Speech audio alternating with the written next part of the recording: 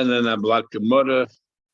Today's daf is of Ayin Amar Aleph. This is for Ches of the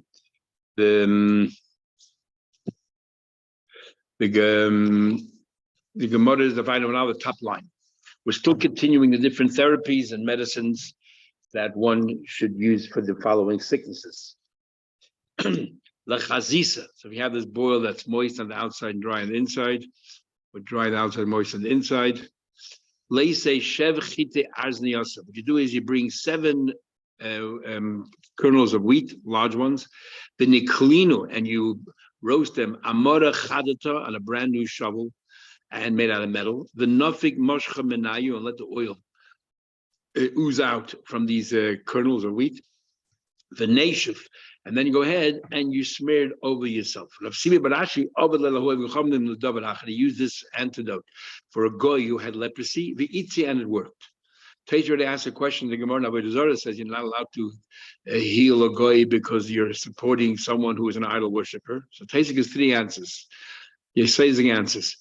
Number 1, he says that he used it to test the antidote to see if it actually works, and that you're permitted to use a goy. Or there's a heta called Ava. If the guy knows that you could heal him and you refuse to heal him, it'll create animosity. So therefore, to avoid Ava, you're allowed to. And we discussed before that Ava might even allow to do some things for Chil Shabbos as well, like by a doctor. And the last answer Teza says is when is it forbidden to assist a guy? Only if you're helping to bear a child, not just general sickness. The Gemara continues. Amar Shmuel. Shmuel says, somebody was hit by a Persian spear. You're not going to live because they put poison on the tips. But in the meantime, if you want to prolong your life a little bit, bring him fatty meat, roasted on coal, and undiluted wine. And Efshit, maybe only the Chai put to extend your life a little bit. And why is that important? You have enough time to give your last will and testament. Somebody who was bitten by a zebura, it could be a wasp, a hornet, a bee. Again, you won't live, but in the meantime, give them to eat, to drink a very strong vinegar, a revius of it, and after the chaya put it, add a little bit to your life. Or mafka the base, they give you enough time to give instructions to your family. Somebody ate beef together with lefes, which is general vegetables or turnips. And he went out and he slept by the full moon. The 14th or the 15th night. Bitkufis Tammuz in the summertime. Chasta achili. You will have a sickness called achili. We learned if you fill yourself with too much food, this is some kind of stomach aches, stomach pain. Amar Papa says Papa.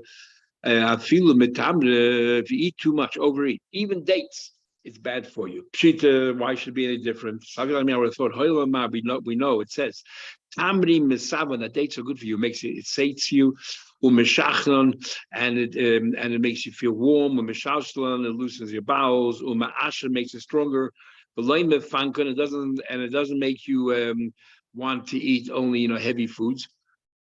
So I would have thought it's a good food. Maybe you could eat as much as you want. Kamashlan, that there's no food that you eat as much as you want that is good for you. My achilu, what is achilu?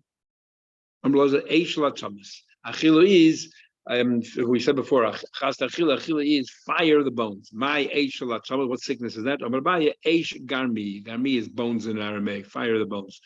What Abaya is adding to Eish Atzamas, I don't know, unless in their vernacular, that sickness was called Eish garmi. So he tells them what is that Eish Shabbos is that Eish Gami that we always talk about. Maya say, so what exactly is the remedy? My foster mother told me, the woman who raised me. Kula Shakyana, generally all medical potions, elixirs is Talasa, Vishiva, Vatresa, either for 3 days, 7 days, or 12 days. But this particular one, Adamatzik, until you completely heal. So it could take 2, 3, 4 weeks, you continue taking it. Kula Shakyana, all liquid elixirs, you take it before you eat. This is when you take after you eat. You went to the bathroom, and nothing much. You went out and you wash your hands. And you bring him buna de shtisa de tlafchi. You bring him a fistful of a food that's made out of flour, of lentils and salt. Ubuna de chamratika, and then you take also a fistful of wine, and what you do is you knead them together. You should cover, wrap yourself up with a sadin, with like a linen. You should go to sleep.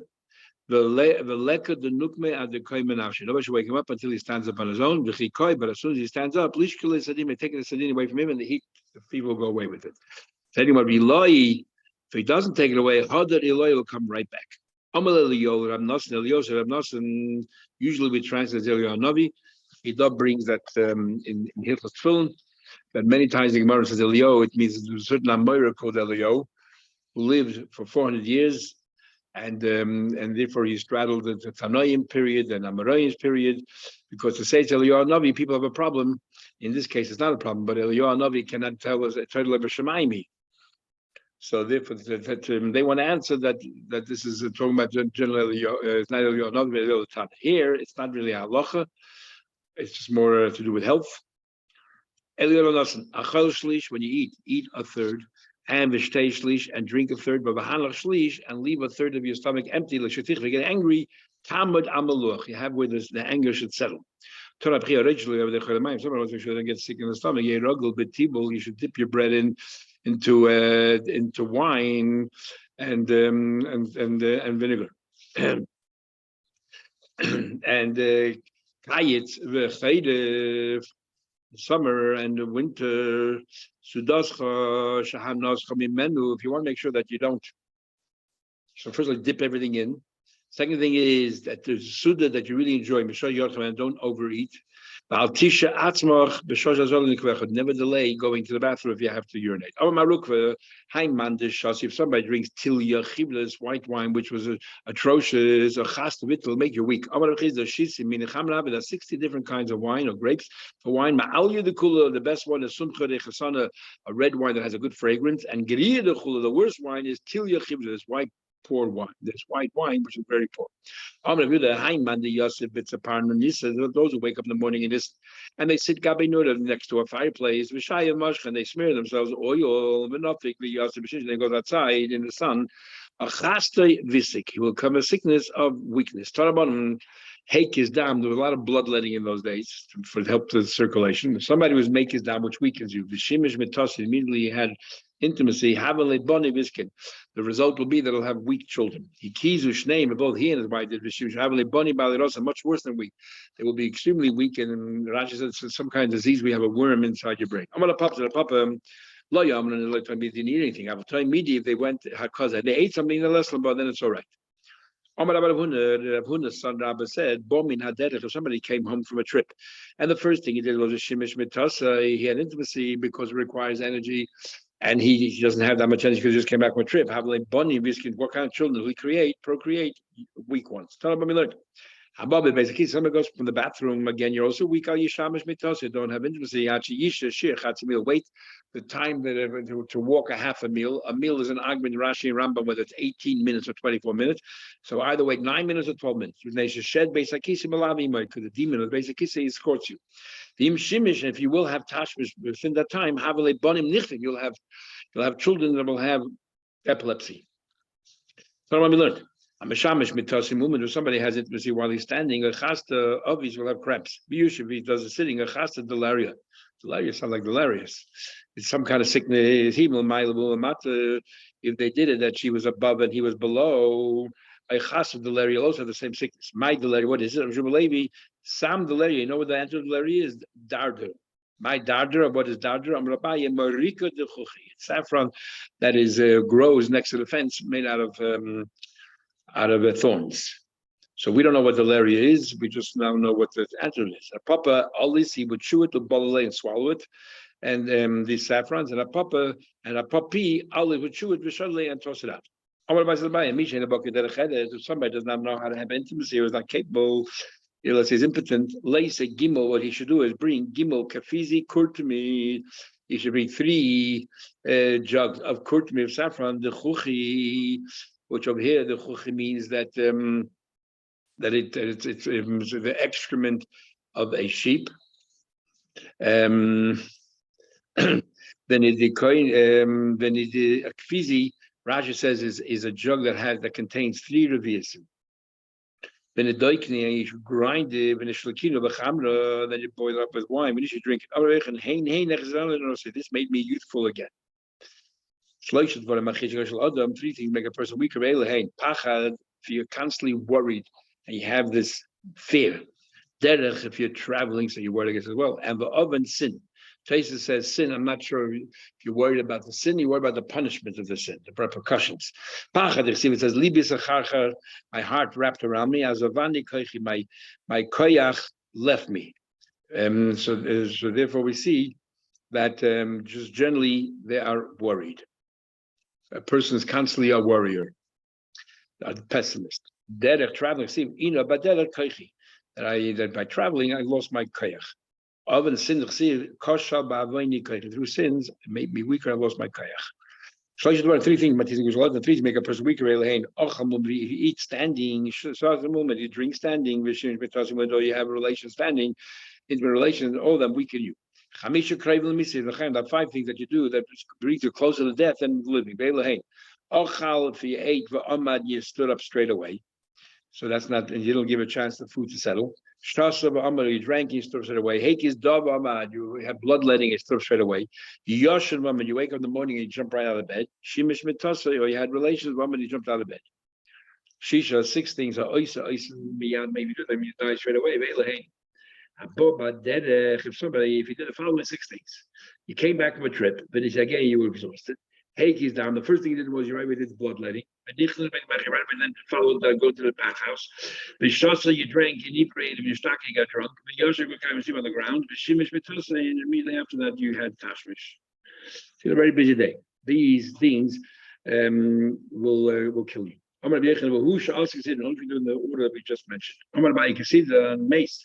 If you do in this order, you will die. So like you see them, if you don't do this order, nevertheless it still has a negative impact. And chalish. You feel weak. It's not so of a mu'uras. There's a woman called mu'uras of the little Avna. She did tlas minai. She did 3 things when the Eved or Misri died. Who koches of the Eved initially was already weak. Shmoina, there are 8 things that Reuben Koshi do too much. In excess is bad for you, but Miyuti do only a little bit. Yof, it's a very good thing. Derech, traveling, good to travel, but not too much. Derech eretz, having relations, intimacy is good, but not too much. Oisha, wealth, good to have a comfortable life, but not to be too wealthy.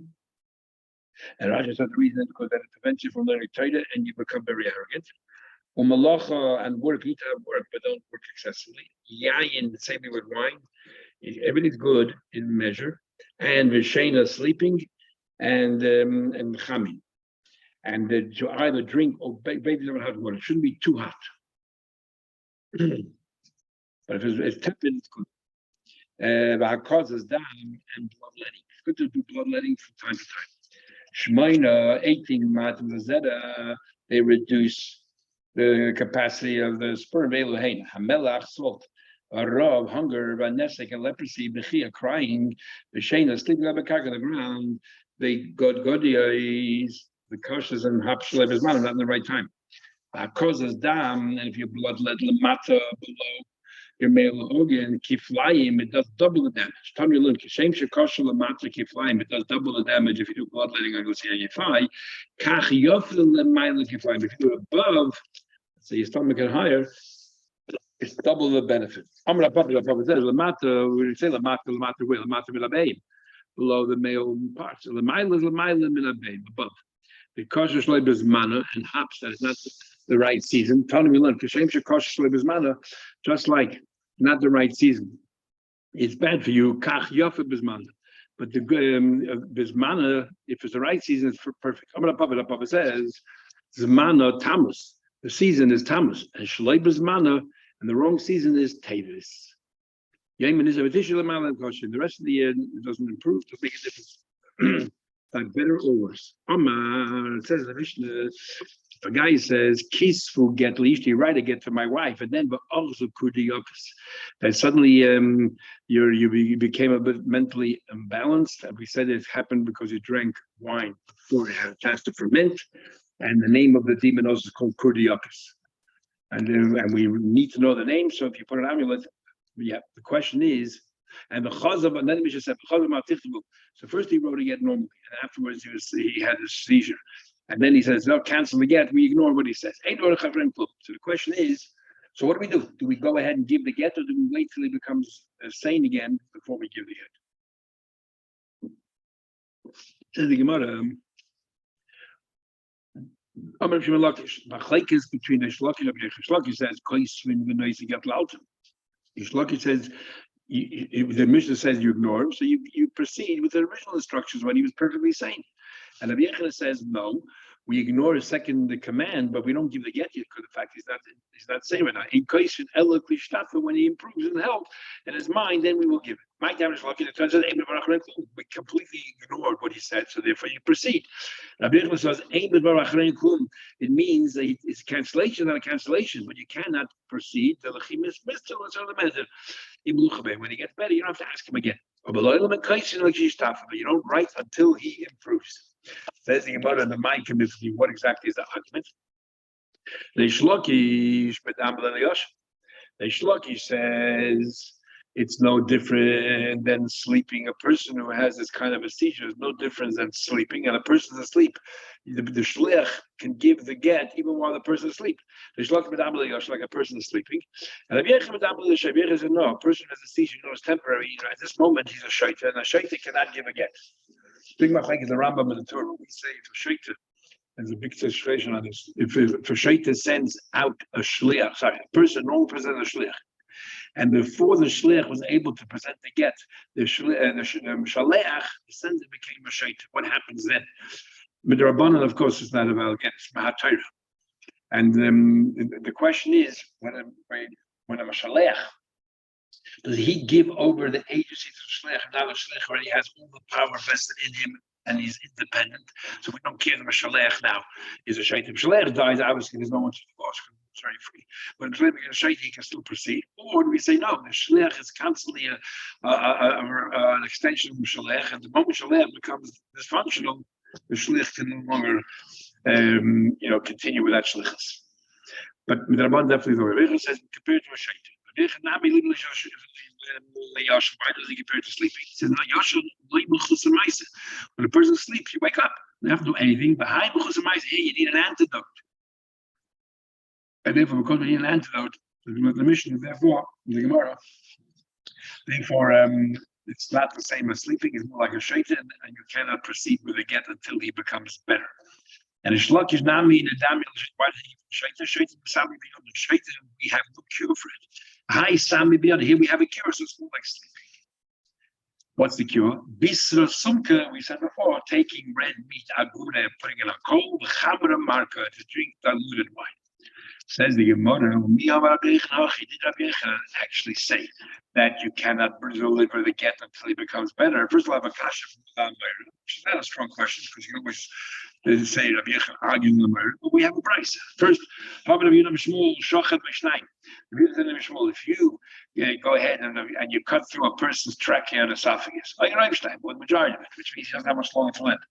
The Ramas, but he made an indication. Now we're assuming right now that he's harmed in this way and he's about to die. He's completely befuddled, confused, and he cannot think straight. But yet it says there, Ramas, if he gave some kind of an illusion, some kind of a hint, and he sort of hinted to them, write again quickly so my wife doesn't have to marry my brother. We have no children. Go ahead and proceed, follow the instructions. What do you mean follow the instructions? According to who says that a person who has a seizure can no longer think straight, and you cannot give the get, and yet it is clearly that he was cut through, and we think that he lost his mind as well, and yet he can continue with the get. But Tanya, now furthermore, clearer than I said, somebody's body chopped up by Tzolom hanging on a sling on a tree. The Ramas, and he gave a hint, Rama, writing it to my wife, and he should write and give it, even though he's not in full capacity. So Rabbi Yechonah has back Hochihashi comparing a person who was being sentenced to death and being executed to a person who had the seizure of Kudiyakis. Some died to Lucy because they heard it, they killed him. His mind is still settled for a while. Straight away he gets weak, but he's still the same. So if he says give a get, you give it straight away. Very nice. Here, it's confused. Can't think straight. Says Gemara, say that the Shmuel say that if you cut through the two samanim, or most of the two samanim, you still lie. He asked a question. He said somewhere else. If somebody went through this exercise and he fled, he can go to his wife and say, "You're a free woman." So we see clearly from here he's considered a dead man walking. And yet by a get, he says he's looking to get. How do you reconcile these two? These are the chayes. How can he testify? Where it says you misunderstood, you thought he meant he died already. No, he will inevitably die in a very short space of time. So as far as the get is concerned, he's not. As far as he's not dead yet, so they have to go ahead and give it yet. But over here, you go to your wife, you wait a little bit of time. We just don't know how long. We wait a little bit of time, and you go and tell her her husband definitely dead. He's alive right now, but he's safe and will die. So if so, he definitely will die. So if somebody kills such a person by mistake, he should go to exile because you killed him. Even though he didn't die straight away, he died soon thereafter. In a long time, why we learn Shulchan Mishnah, if he did that, how did he anybody go to go? Sounds like who said he died. Says the Gemara, well, didn't we learn and we have the reason why says Shema Haruach Bil Baltai. Maybe you made a slip or the wind came in, and the wind will cause you brought your death earlier. So therefore, you didn't kill because it was the wind that entered into his throat or into his esophagus, and that's what killed him.